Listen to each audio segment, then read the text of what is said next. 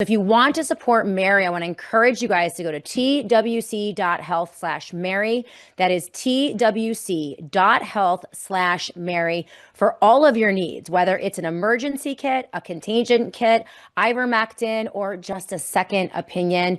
They have everything that you need to take care of your health at twc.health/Mary. And every time you use the MARY promo code, you're going to get 10% off your entire order. Now, I also want to tell you guys about an amazing new product, Clear Skin Ivermectin Cream. Now, if you're like me, you might be experiencing or noticing redness and rosacea as you age. And you could cover it up with makeup if you're a girl. There's not much you can do if you're a guy, or you could just cure it. And the Wellness Company has an amazing product, the Clear Skin Ivermectin Cream. If you've tried everything for your cheek redness or rosacea and nothing worse, it might not be your fault. The real cause might be deeper than you think. So Clear Skin Ivermectin Cream from TWC is a prescription strength dermatologist developed formula that helps to reduce inflammation, balance bacteria, and restore your skin's natural glow. It's a triple action cream. It combines 3 medical grade ingredients for absolutely powerful results. Azelaic acid to unclog pores and fade dark spots, metronidazole to control bacterial imbalance and redness, and of course, the superstar ivermectin to calm irritation and eliminate skin parasites that contribute to rosacea and acne. So together, these ingredients work to reduce bumps, swelling, and redness while supporting smoother, healthier, and more radiant skin. And right now, you'll get $20 off if you use the promo code MARY at TWC.health/Mary. That's twc.health/Mary. Promo code MARY to save $20 off plus free shipping as well. Look, I've lost trust in the government and the DOJ, the Federal Reserve, you name it. They don't have our best interests at heart. We've seen inflation skyrocketing and national debt exploding, bank failures, never-ending wars, and don't get me started on what they did during COVID. I haven't forgotten. My savings, I protect them myself with real, tangible assets, gold and silver. And that's why I have partnered with Goldco. They've helped thousands, including me personally. Gold's hit record highs, over $4,500 an ounce, and silver surging past $70. People are waking up. Get their free 2026 gold and silver kit today at drmarygold.com. And you can get 10% back in bonus gold and silver. We're here today with one of my good friends, Dr. Molly James, who is a COVID warrior. She helped people. She was an ICU doctor during the pandemic, and she helped rescue people out of the hospital. I don't know anybody else that did what you did. And you actually managed to escape the wrath of the board. I know they went after you, but you were exonerated. And then yes, now you're trying to get a license in Texas. But I think they don't like the fact that you testified on my behalf because they're giving you all sorts of trouble. What's going on with the Texas license? Yeah, so I applied for a Texas medical license a year ago, November. So I have intention to move to Texas. I have personal reasons for relocating, and never ever has it taken more than 8 weeks, maybe 12 weeks to get a medical license. I have a very clean record. I've done a lot of jobs, so that's the hardest part of usually getting licenses. Every one of the jobs has to send a file on you. I have a lot of state licenses, so that's the main thing that ever slows down the process.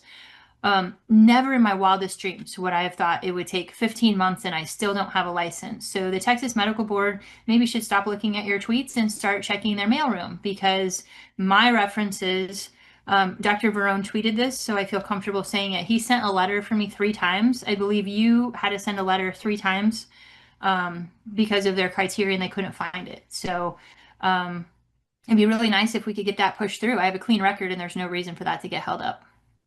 Yeah, it's very suspicious. And I discovered yesterday that 25% of physicians in Texas are trained in other countries. And, oh, interesting. Yeah.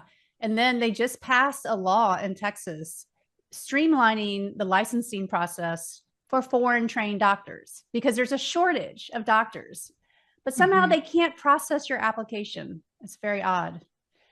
Yeah. Yep. We've tried to cooperate with them. We've followed up. You know, the routes between the time we have a question and the time we hear back is a 2 to 3 week delay.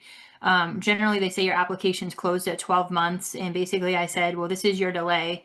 So as far as I know, my application isn't closed. However, it's just inexplicable delays. So at this point, I am suffering, you know, financial damages based on their ineptitude. So hopefully we can get that sorted out pretty soon. Well, tell us, I know that you have some exciting new treatment for the vaccine injured, and that's why I brought you on today, because it's been very difficult to help these patients. It's a lot of trial and error, and it's, especially with the neurological issues, very difficult to treat. And we're, you know, left to figure out things on our own because the government is not helping us. So tell us what you have been doing and have had success with. Yeah. So one of the things I brought into my practice at the end of 2025 was it's a mitoregen therapy. So mitochondrial regeneration. Basically, the layman's way of thinking about that is there's a signal, there's a microscopic oscillation of insulin that is sent to the liver from the pancreas. Studies date back in the 1970s. They put catheters in and figured this out. There's a tiny signal of insulin going to the liver that the liver then releases enzymes that support the mitochondria. So throughout illness, we lose this signal. So the mitochondria stop using glucose as a source of fuel and basically lose their efficiency. So a very brilliant engineer figured out how to replicate this oscillation through an external pump. So we can now replicate that signal IV. It's a 3-hour infusion in my office. It's just a tiny amount of regular insulin. And over the last 30 years, they've repeatedly studied and published on this, and it increases ATP production by 30%. Wow. So yeah, we eat food and our mitochondria turn food into ATP, which is kind of our Duracell battery. It's our unit of energy. And so increasing ATP production by 30% has wonderful implications for people. Well, and does it last? Is it you know, you do this infusion and then how long do people feel immediately better? And yeah, it's kind of across the board.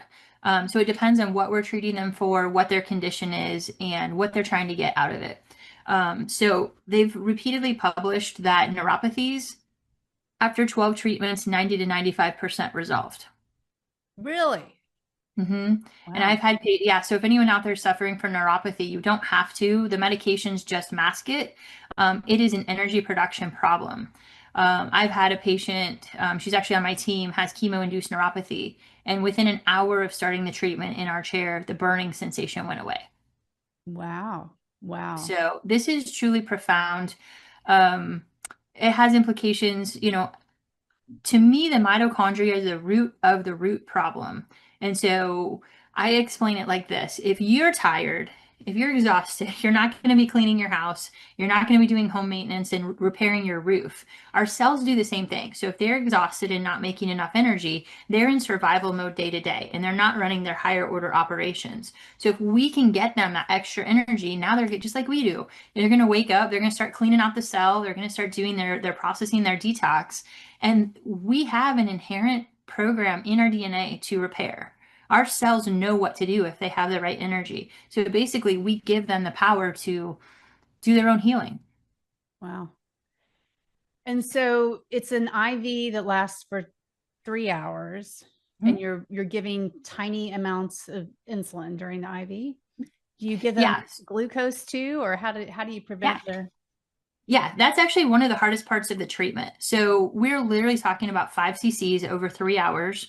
That equates to anywhere from 10 to 15 units of insulin, maybe total. So a very small amount given every 6 minutes as a pulsation.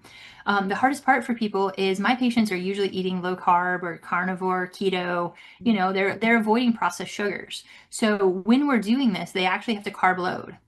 And so we check their blood sugars every 15 minutes because as we wake up the mitochondria and now they're using glucose for fuel, it drops people's blood sugar. So we want to make sure as we wake those mitochondria up, we can feed them and they have energy to use so they can keep making energy. Interesting. And then how, if they do multiple treatments, how far apart are the treatments?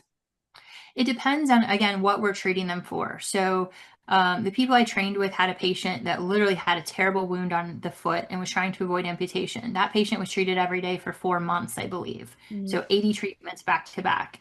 In our office, that's not usually feasible. So if somebody's really sick, we're looking at 2 or 3 times the first week. And then we may titrate that off to once a week and then eventually once or twice a month for maintenance if they have a chronic process we're trying to keep reversed. Right. And then have you had luck with the vaccine injured patients? I don't know that we have as many of those patients. You know as well as I do, they've been victimized so many times that by the time we get to something that actually can work for them, they're out of money and they're out of hope and they're out of trust in the medical world. So, again, to come out now 5 years later and say, I have the solution for this, there aren't a lot of people who have faith in that. So definitely I'd love to bring this to the vaccine injured because we know that the spike protein was a direct mitochondrial toxin and it should work pretty well for this. Right. Yeah. You have multiple offices now. Where can people find you? Yes. So our main office is in St. Louis in the Chesterfield Valley. We have a small office in my hometown in Sheraton, Iowa, and we are opening in the Des Moines market in Q1. So later this year, in just a couple months, we will be open in the Des Moines market. And then I think you were talking about Texas as well, right? If they'll ever give you a license. If they'll give me a license, I have a couple other things that now need to fall into place, but we're really excited to open in Texas as well. We have sites on Tyler, Texas, or the Hill Country. So, hopefully very soon we'll be in that market too. Right. And I know you used to be primarily, you were a general surgeon and then critical care. And now you're doing a whole different model. Can you tell everybody what your practice model is? Yeah, for sure. So James Clinic was born out of COVID. As you alluded to, I got fired during the middle of COVID, right at the beginning of the Delta wave, because I wouldn't take the COVID shot, and that just became non-tenable. And also, they were removing treatments from the ICU. So I had to look people in the face and say, I'm intubating you and I'll do my very best, knowing I didn't have the very best available. So I just couldn't ethically do that. So James Clinic was born out of that. Now we are a concierge model. So the very best care that we get is having patients join our clinic. We follow up with them every month to make sure their health stays on track. We're staying consistent. That's really a lot of people can give a prescription, but having that consistent support is really essential. And then troubleshooting the plan, right? Sometimes something will work for a while and quit working, and we have to pivot and as things evolve. So the concierge model is really what we're focused on. We actually brought in a line of state-of-the-art testing as well. This mitochondrial therapy is so powerful that it's going to reverse illness. There's multiple studies where it's reversed dementia, it's helped stroke patients regain function, reversing fatty liver, reversing cirrhosis. So I brought in a whole line of testing that patients can do, functional testing. We can look at the blood vessels, we can look at the heart, we can look at the liver and know where we started and then have objective solutions for where we go with that. That's wonderful. And do you do telemedicine? Can people from out of state consult with you? We do a lot of telemedicine. We have patients all over the country. We recommend that they come to our office for that first initial visit, especially now that we have the functional testing. One of the things we have is really cool, and I definitely think it will help the vaccine injured, is the glycocheck. So one of the things that's been missing from the discussion is the glycocalyx. That's the lining of our arteries that look like little eyelashes or little seagrass. COVID actually mowed that down. So when you look at how that protects the inside lining of the arteries, without that, this is why people had heart attacks, strokes, blood clots. So we can actually measure that by putting a little microscopic camera under the tongue. We can get a health score of the mitochondria. It's very cool. You can look at your own capillaries and single red blood cells flowing through your capillaries. And we have a supplement called Revasca from the same company. We can actually rebuild that using a seaweed-based supplement. And, it helps regulate blood pressure and just repair basically circulation to all the organs of the body. So putting all of this together, I do think there's hope for people who are pretty injured. That's very cool. Now, what's the name of that supplement again? It's called Revasca, Mm-hmm. and the testing is called GlycoCheck. So coming up with the IMA, I believe we're going to have a webinar with the two professors that developed both the testing and the treatment and talk about this. They actually had these little cameras in the ICUs when COVID hit. They were studying it in critically ill patients. So they have exact timeline data of COVID patients and have stratified who didn't survive the ICU based on the health of their glycocalyx. So they have a lot of really good data that supports that. Wow, that's very, very interesting. So tell everybody where to find you. Is it Dr. James Clinic, or what's your website? Yeah, jamesclinic.com. So jamesclinic.com. If you haven't been on it in a while, we've totally updated, rebuilt the website. So there's a ton of information there about what we do, how we do it. We're always hiring. So if you want to join our team, there's a careers page. See if it resonates with you. We want our people because we move at a very fast pace and it's not for everybody. But yeah, we're growing quickly. And again, a lot of information on there about what we do and how we do it. Well, wonderful. This is promising. I don't know if you've been following, but we've been looking at filtration, and I know you were doing EBU. Are you still doing EBU? We do, yeah.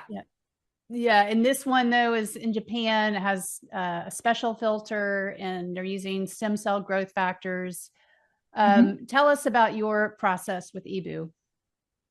Yeah, so EBU, it stands for extracorporeal blood oxygenation and ozonation. So basically, it looks a lot like dialysis, if anyone's familiar with that. So we put an IV in both arms. The blood pumps out through a small, slow pump. It's a little freaky to see your own blood outside your body at first, I will say that. But it goes through a dialysis filter. So it is not dialysis. It doesn't have a diacylate in it, but it's the actual filter. So we know that things get hung up in the filter. The blood is then exposed to oxygen, ozone. We run it through UV light and colored light. So we get the photodynamic therapy, and then it circulates back to the patient. And we run that circuit for about an hour. It treats about 2 to 3 liters of blood, or half of the blood. So you get 4 treatments in one. You get the filtration to pull out inflammatory cytokines. We think it pulls the spike protein, potentially biofilms, mycotoxins, cellular debris. Then we get the oxygen exposure. So we get those red blood cells to separate and pick up oxygen and carry that. There's ozone, which helps buffer the antioxidant system in the body. So it helps with that out of control inflammation, the reactive oxygen species. And then the light therapy stimulates the mitochondria, stimulates the immune system to take care of any latent infections and things. So it's a wonderful treatment.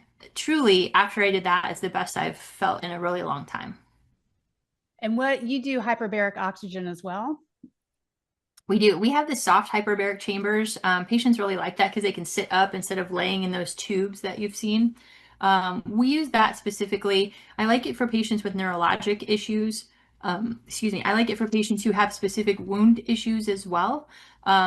There's so many different versions of like vaccine injury that it doesn't help all of them. So I've had patients with the cardiac issues who've done like 40 treatments and it didn't help. Well, we're not seeing that it would have. So we try to be really selective with that. Yeah. And are you doing, the big push now is stem cells and peptides? Are you dabbling in that at all? Yeah, we've always done PRP. So before we had the mito regen therapy, PRP was great for neuropathy, and it still is. It definitely helps those patients. I think there's a lot of people who had latent Lyme infections and dormant infections that once we had the immunosuppression from either COVID or the vaccine, these infections came to the surface. So for those patients who are kind of blown off and disregarded, we actually diagnose those. And then when we do PRP, it comes in and kind of resets the immune system in a way, so that your body's not looking at these infections just saying, oh, it's supposed to be here. It actually starts to fight those and do something and help with the inflammation. So PRP, we're definitely doing. We have some peptides that we've incorporated as well. And then we're building out an entire mito regen support process between infusions that includes, supplements that support our foundational supplement, CoQ10, red light therapy, just additional things we can do to help patients, progress out of where they seem to be stuck. So is CoQ10 a big supplement for mitochondrial support? It is. So if you look at the electron transport chain, I think of this as a series of water turbines, and we have to like push the electrons down the water turbines to kick out energy at the end. So there's 4 to 5 proteins in that water turbine, and CoQ10 helps push that forward at certain places. So definitely good for mitochondrial support. L-carnitine is another one that's good. And then working on detox. If you start your car in the garage, all that dirty air is going to be stuck in your garage. So we need to air that out. We need to make sure that the lymphatics are moving. So when the cell does rev up its energy, now we can exchange nutrients in, garbage out, and keep the whole system supported. So I think this is where so many things fall short. Is there just one, do this and you'll get better? No, you have to kind of do it all the way down the line. So you have all the support. Once you fire up one mechanism, you've got to support that down the line. So what do you recommend to patients in terms of detox, of getting the garbage out? Yeah. Sleeping well, make sure to track your sleep. Make sure if you're not optimized, get rid of the blue light, get the red light. Our friend, Dr. Jack Cruz, has a lot on light and electromagnetic fields. So, when you wake up in the morning, get sunlight, put your feet in the grass, get your charges correct. Start with that. Drink plenty of water. Make sure your diet is as clean as possible as you can afford to do. Move your body throughout the day. Sweat, infrared sauna, vibration plates are big. Rebounders, things like that. Get your body moving a little bit. And make sure you're having BMs every day, right? Literally getting all the stuff out is important. And there's so many people who are stagnant, and the more you're stagnant, the more you're stuck. So looking at it from that perspective. Yeah, it is. When you really pin down how much you sit and lie during the day, it's pretty bad. You don't realize it until I went skiing last week, and I'm like, gosh, I'm never on my feet for 4 hours straight like this. Usually if I'm lucky, 20 minutes in the gym, and the rest of the day you're sitting basically. It's I don't think people realize that. And yeah, sleep is huge. So for people that struggle with sleep, what recommendations do you have? Yeah, so one of the things I did a kind of a deep dive into is, again, the blue blocker glasses and settings on your phone and your devices if you're using those late at night to shut off that blue light. Switching your LED lights back to incandescent bulbs. They have special night lights for your room that are red or amber light. So setting your environment, number one. A lot of people don't sleep well because their blood sugar crashes in the middle of the night. So we pick that up with continuous glucose monitors. So don't eat a heavy carb load before you go to bed, because patients don't always wake totally up, but it disrupts their deep sleep. I like trackers. I like to know what my sleep score is in the morning. So, if that's anything you're interested in. And then if we're just really not making progress, hormone optimization is great, especially for women, as they hit that point in life where menopause and hormones are causing a problem. And then there's a great sleep peptide, DSIP, that we've incorporated as well. Very good luck with that. We use a lot of melatonin in our practice as well. So kind of that, we just work everybody down, start at the basics and work our way up. Well, let's talk about that peptide. I haven't heard of that. Is that an injection? It is an injection. I believe it stands for delta sleep inducing peptide. So what that does, again, just kind of helps set the mood, calm things down, get you into that delta wave so you can sleep. I do it as a short-term injection because usually if we can get the sleep cycle reset for people, they're good to go from there. So I think our vials like 20 days, 40 days. So I have them do one round of it and then go off of it and see where they are. But we're definitely trying to pull them off of prescriptions. Patients who are drinking alcohol or on benzodiazepines, those are disrupting that restorative sleep. So we really want to get off of those. We have some neuro devices too that are really cool. We have something called the Brain Tap. It's a take on binaural beats. So it's actually a headset with an eye visor. And it's a guided meditation that basically helps patients get into the right brain waves to promote sleep. So there's a lot of things you can do that are non-prescription that actually may be much more impactful. Yeah, I will say my big trick is I listen to a boring audiobook or I listen to a podcast and it distracts me, you know, because you lay down and the first thing you do is start going over all the problems you have or things you need to do. It's like the first time you have a moment, right, to really contemplate. So my big trick is to listen to somebody else talking to get my mind off of my own issues. And I mean, that works 90% of the time. And I also think the hormones, the progesterone, if you are in menopause, that's huge. Do you do a lot of hormone replacement therapy? We do. Yep. Again, there's two ways to look at it. There's these hormone replacement clinics where that's all they do. I feel like that's a part of what we do as an integrative clinic, right? We bring all of this in and subselect. So, you know, some of our patients don't want to do hormones. And so we have lots of different options for those patients, but it is a key of what we do and help patients when it's the right thing. So, yeah. That sounds like a common sense approach, which we definitely need more of. Anything else that y'all are offering that we haven't talked about that might be interesting? Yeah, the state-of-the-art testing, I'm just so excited about that because that paired with the mitochondrial regen, now patients, whether you're sick and trying to get better or you're good and you're trying to be a performance athlete, it's kind of the same hill. It's just where are you starting on it? We have the max VO2 testing, so you can run on the treadmill and get a lot of information about how effectively can your body start to make energy from oxygen and food and make that ATP. We can measure that. And then as we do these treatments like the mito support, the mito regen, getting your sleep, we can actually track your progress and give you objective data points. So not only do we have to help people, but we have to show them how we're helping them. And I love that. Yeah. It's fun. Well, that's exciting. I'm going to come visit you and get the tune up. Yeah, come on up. Well, thanks so much, Molly. Great to see you again. And we'll have you back soon and get some updates. Okay, sounds good. Thanks for having me. Look, I've lost trust in the government and the DOJ, the Federal Reserve, you name it. They don't have our best interests at heart. We've seen inflation skyrocketing and national debt exploding, bank failures, never-ending wars, and don't get me started on what they did during COVID. I haven't forgotten. My savings, I protect them myself with real, tangible assets, gold and silver. And that's why I have partnered with Goldco. They've helped thousands, including me personally. Gold's hit record highs, over $4,500 an ounce, and silver surging past $70. People are waking up. Get their free 2026 gold and silver kit today at drmarygold.com. And you can get 10% back in bonus gold and silver.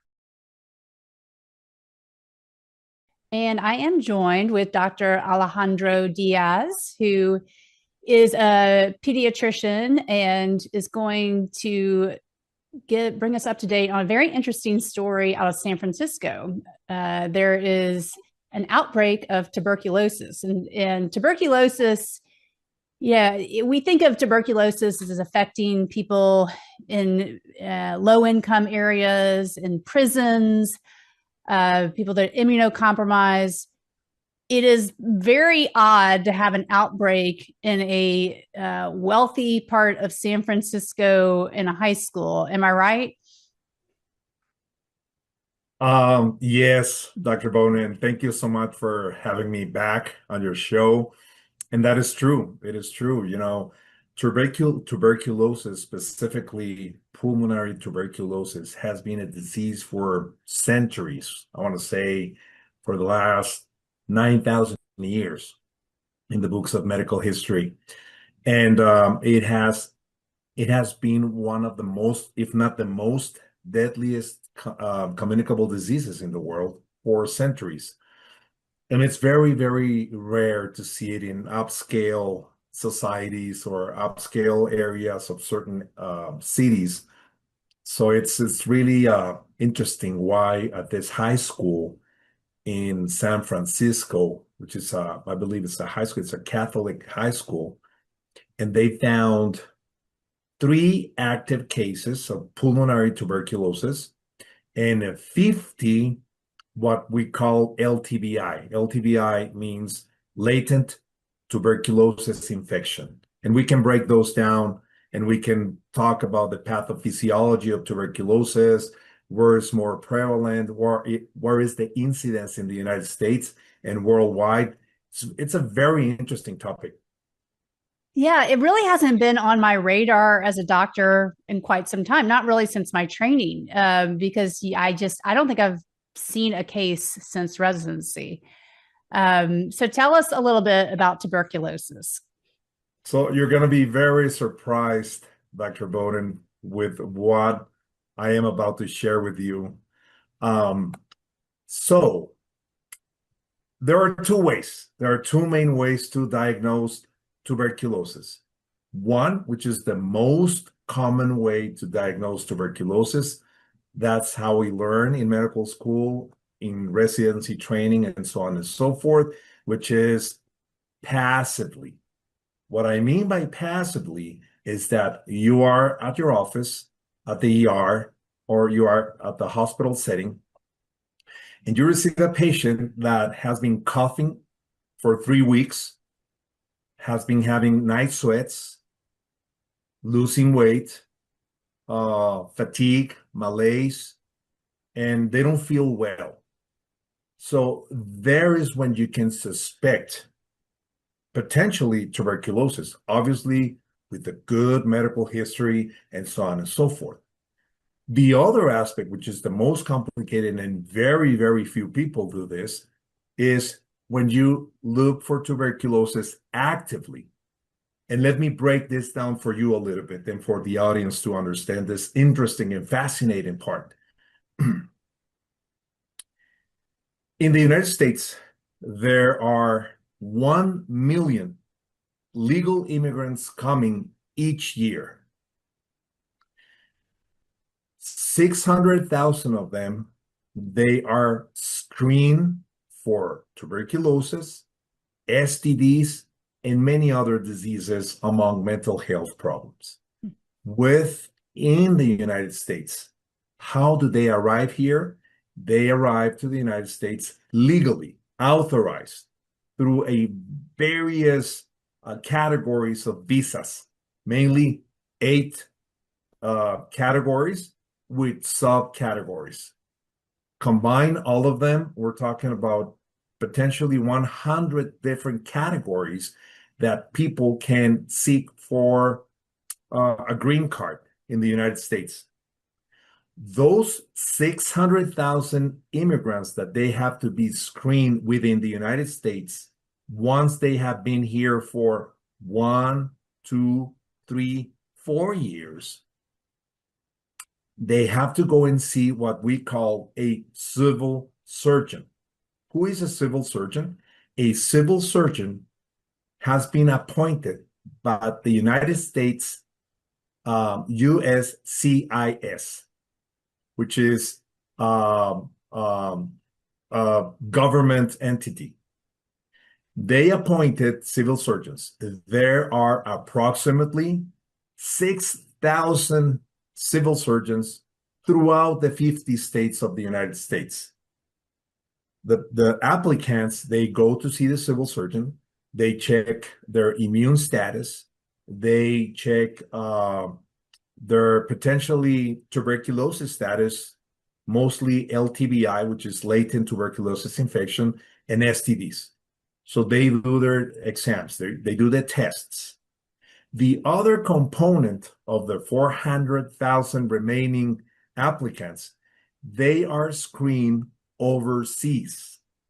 And they are screened by doctors that they are called panel physicians. These are accredited, licensed, and recognized physicians in their own countries. Imagine, Dr. Bowden, these 760 panel physicians, they are distributed all over the world. They are appointed by the CDC, the local U.S. consulate, or the U.S. embassy in different countries. So how it works is that the applicant who has been able to apply for a green card, they go to see one of these panel physicians throughout the world, and they do exactly the same screening as the civil surgeons once the applicant is here on different visas, but overseas.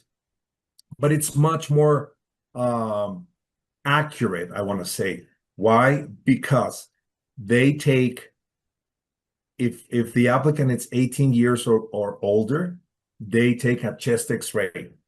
If there is any indication by the competent radiologist that there is something that we have to screen for additional testing, we do that.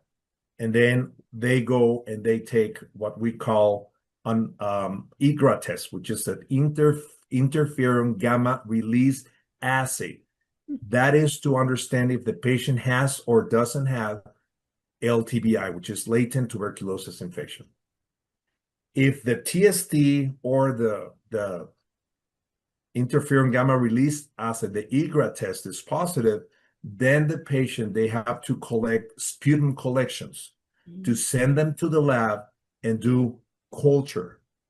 If the culture is positive, now we understand that that patient, he or she, they have pulmonary active tuberculosis. Here's the tricky part. This is why I say active versus passive. Passive, the patient will go and see you and they will tell you, doctor, I'm sweating. Every night I'm sweating. I'm losing weight. I'm coughing. I've been coughing up blood, hemoptysis, and I don't feel well. I'm losing weight. Probably your average second-year medical student will know that we have to rule out tuberculosis. That's the easy part. The difficult part on the immigration standpoint with this 1 million newcomers to the United States is that they will deny every single symptom. Why? Because they want to immigrate. Right. So it's when it gets very tricky. That's why you need highly trained, highly qualified physicians that they are experts at diagnosing tuberculosis. So a good screening specifically of active pulmonary tuberculosis overseas with this 400,000 applicants a year, screened by 760 panel physicians throughout the world, that will be the gatekeepers for the United States to have a low burden of active tuberculosis cases in the United States, whereas the civil surgeons, as we understand that they already know that they don't have active tuberculosis, but they potentially can have latent tuberculosis infection that also needs treatment. So that is the part when it comes to immigration. So why don't the doctors in the US do what the doctors overseas are doing? Interesting question. No one knows. Cost? No one knows.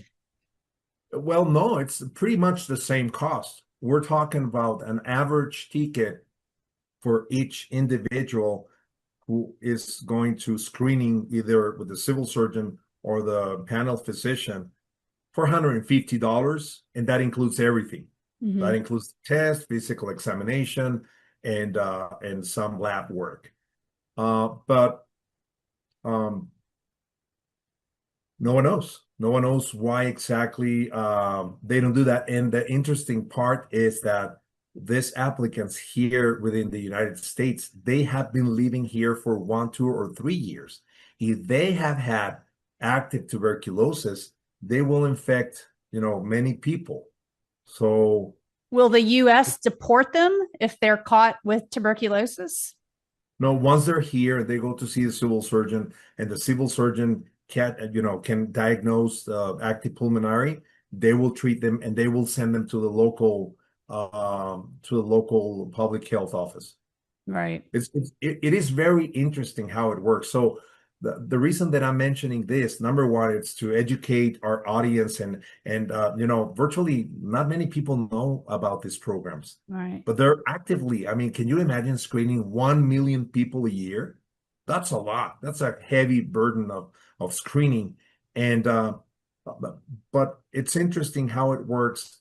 And if you take a look at the states that have the largest burden of tuberculosis, those are they have the highest rate of immigration to their states. Like, for example, in the last couple of years, the state of Kansas, the state of Utah, and the state of Maine, they haven't had the largest increase in tuberculosis cases. Like in the case of Kansas, they have had an increase of 150%.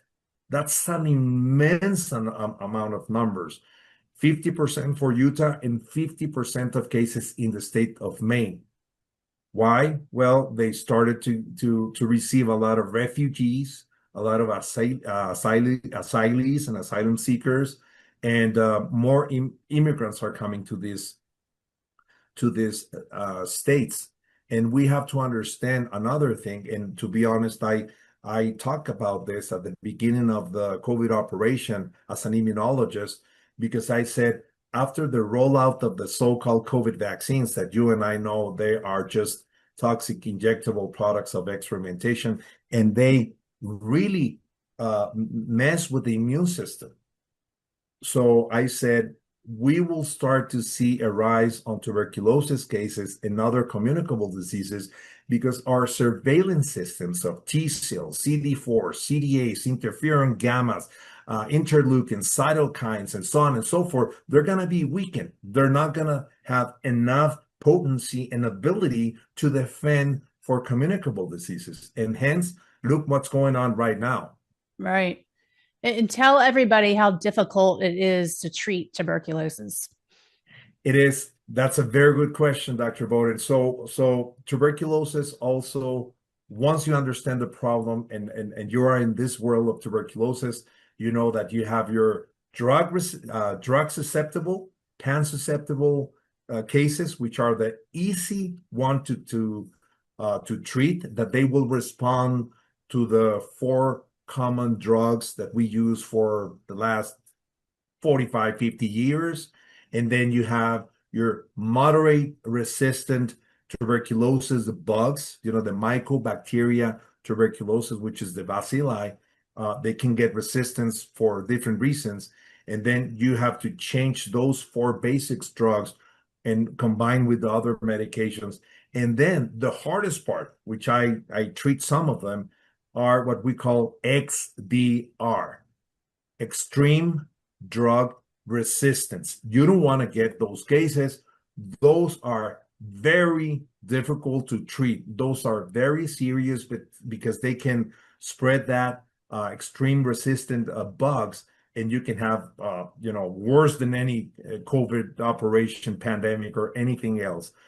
So it's easy, kind of easy, when you get a multi-sensitive drug bug, which is, thank God, the most common, but it gets more tricky when you get more resistant bugs. What are you seeing tuberculosis in seemingly healthy people now, or who is your typical tuberculosis patient? Well, in my world, because I used to be a panel physician for many years, it was obviously the immigration population. Mm-hmm. Let's say, like, for example, in Mexico, the rate, and when we talk about rate in public health, we talk about a case per 100,000 population. So in Mexico, roughly was between 18 and 22 back in the day. Mm-hmm. But we were able to find up to 50, 55 per 100,000. Why? Because we were actively looking for pulmonary tuberculosis, whereas the rest of our colleagues, they're not looking actively for tuberculosis. They're waiting for patients to have the full-blown cases with signs and symptoms, and then they can diagnose because they can suspect. So in my world, my typical patient was the immigrant. And as you know, Dr. Bowden, largest and the country that sends more immigrants for obvious reasons, legal immigrants and illegal immigrants for obvious reasons to the United States, it's Mexico, followed by China, and then India, the Philippines, El Salvador, Cuba, and so on and so forth, Vietnam, and so on.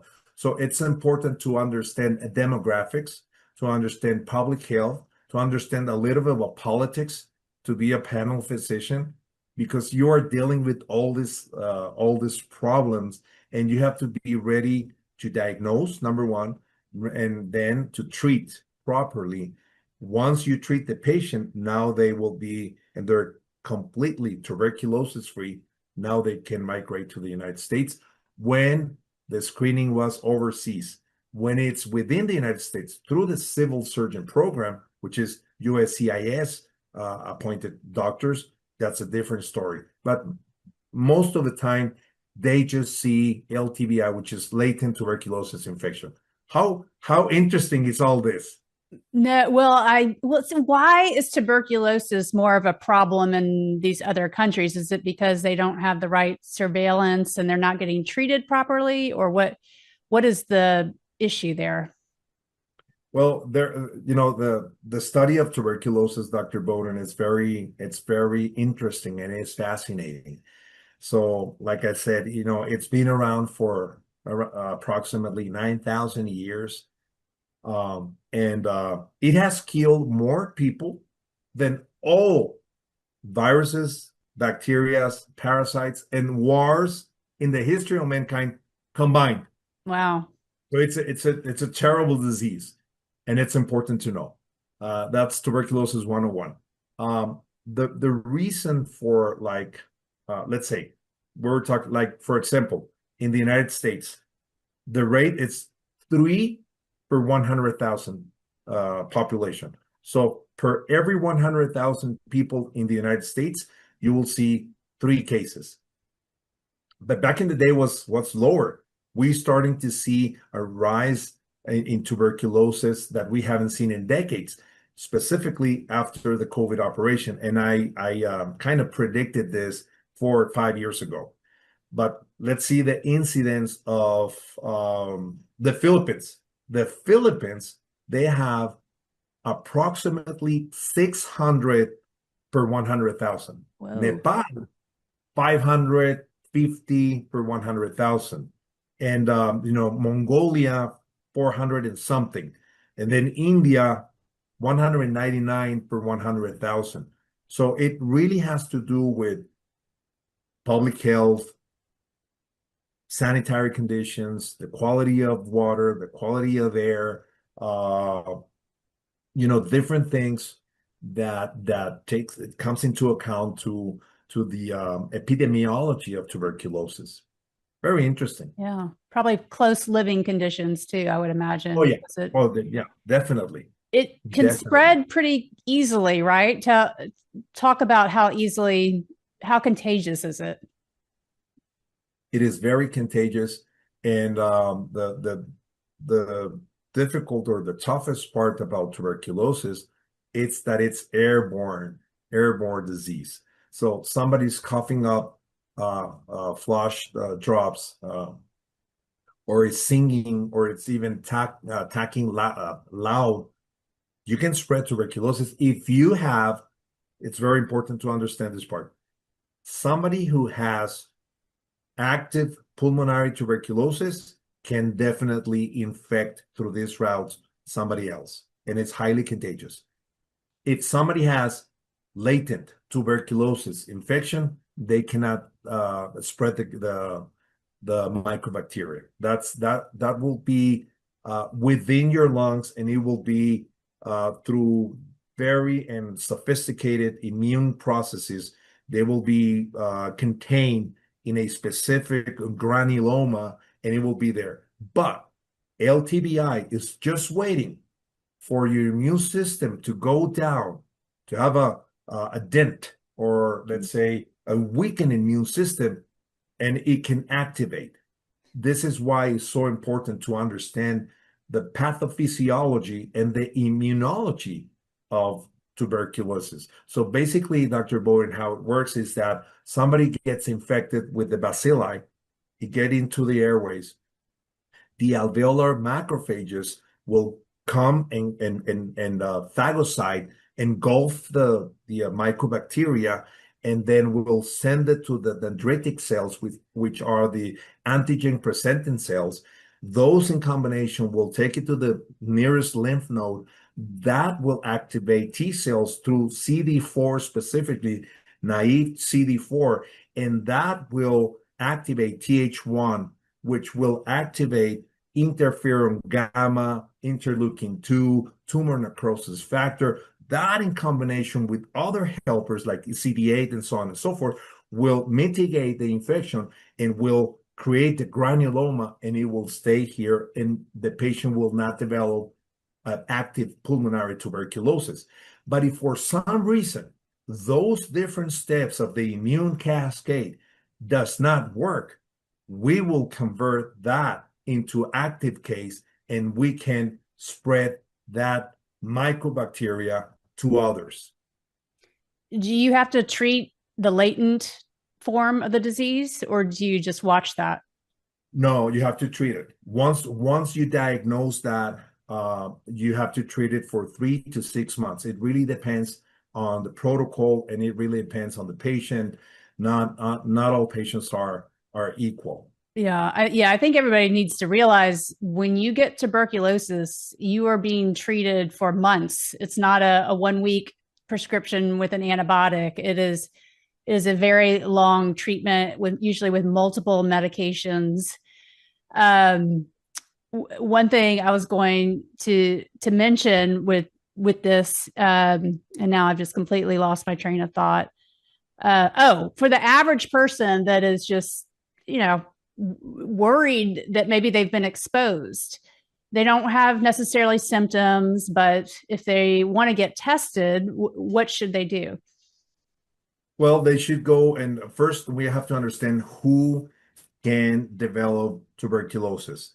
So let's say somebody in the United States that travels frequently to high burden countries, like the one that I mentioned, like Afghanistan. Well, not many people will go to Afghanistan, but like India, the Philippines, Mongolia, all those countries, specifically in Central Asia, Southeast Asia, and many others. I mean, the list goes on and on. But if they go to even Central Africa, a lot of tuberculosis. But if they go and travel for different reasons, either for leisure or business or whatever, I definitely recommend them to every now and then go to their primary care physician to get tested for LTBI, which is the most common LTBI. And but if somebody gets the symptoms, which I'm going to repeat it, it's fever, coughing for at least 3 weeks, sometimes coughing up blood, losing weight, night sweats, malaise, the patient doesn't feel well, they don't have appetite. Most likely, the chances are that it will be a diagnosis of tuberculosis, but there are other diseases that they can mimic tuberculosis. So it's tricky. Yeah. So, I mean, when I was in residency, all we did was the PPD, which is a little skin test. But you mentioned, is a chest x-ray necessary? You said the EGAR test, is that necessary as well to completely rule it out? The problem with the PPD is that it's extremely unspecific, very unspecific. So I prefer the EGAR, which is the interferon gamma release assay, which is just a blood test. And if that is positive, that means that the patient most likely has been exposed to the mycobacteria and they have LTBI. Obviously, always a chest x-ray and so on and so forth, so the doctor can make the decision to start treatment. So treatment for LTBI, it's roughly three months. For active TB, which is pan susceptible, I want to say 6 months for, medium resistant. That will be probably 8 months to a year. And XDR, it can take up to 2 to 3 years to treat them. Wow. And it's extremely expensive Yeah. because you also need to get injectable antibiotics. Yeah, one other thing I was going to mention, a trend that I've seen since the pandemic is people are taking steroids more and more.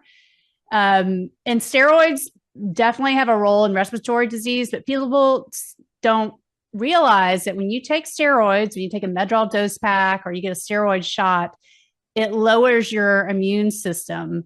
And that may be another contributing factor. I don't know if you're seeing this as well, but I'm seeing patients who they go to urgent care and the doctor puts them on a Medrol dose pack at the start of their illness, which is not the way it's usually handled. Usually you use the steroids towards the end of something when it just won't go away and patient has other things going on. And during the pandemic, yes, they played a vital role, but now it's become very routine to give out steroids. And I just wonder, could that also be leading to a rise in tuberculosis? Or does it take more than just steroids, you think? That is a great point. And you're right. You're right.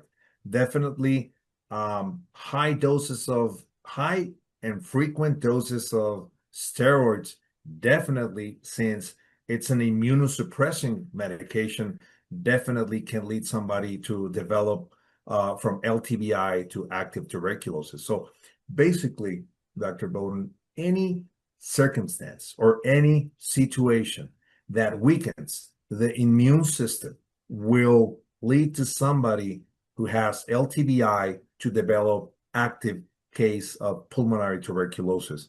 And my fear is that we're talking about 5.5 billion people took those jabs, those toxic injectable products, so-called COVID vaccines. We're talking about huge amount of people that their immune system has been weakened. And I'm anticipating to start seeing a rise in cases of pulmonary tuberculosis, which is that's a bug that no one wants to mess with that. That's a real bug.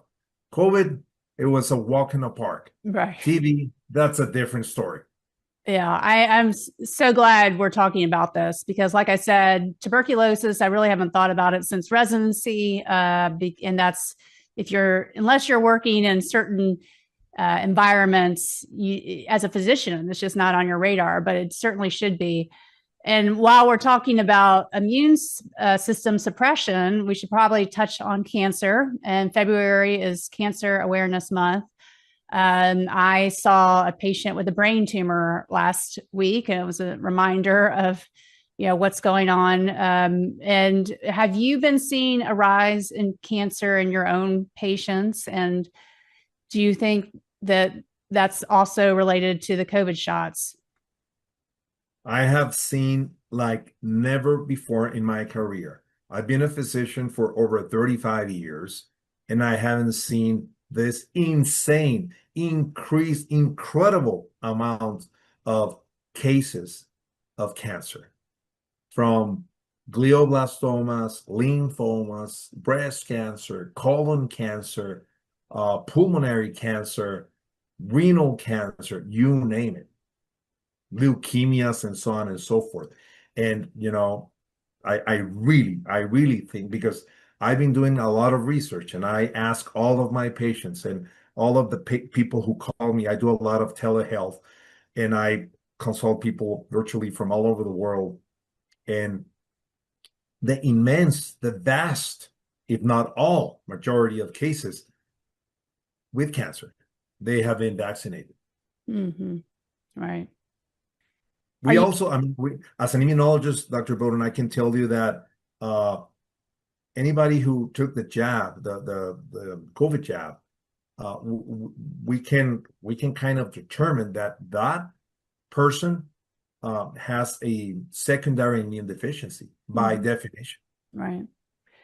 Do you think people should be more aggressive about screening for cancer? And if so, what should the average person be doing?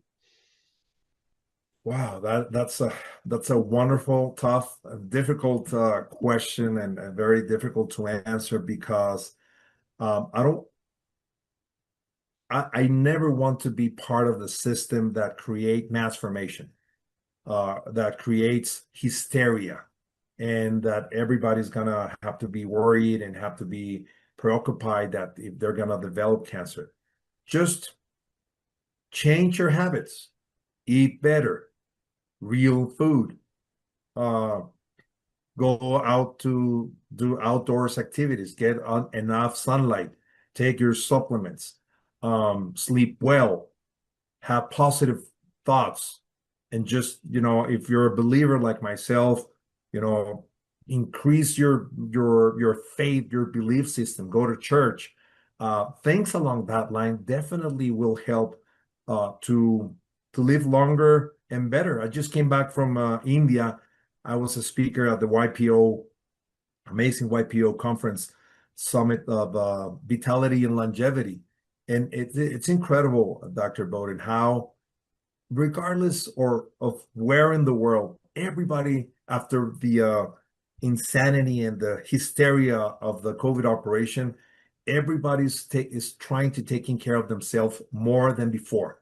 Now everybody's thinking about longevity, vitality, living longer, living healthier, living better, and they're drinking less. They're virtually, I don't see more people. I mean, people smoking anymore that much as like when you and I were growing up.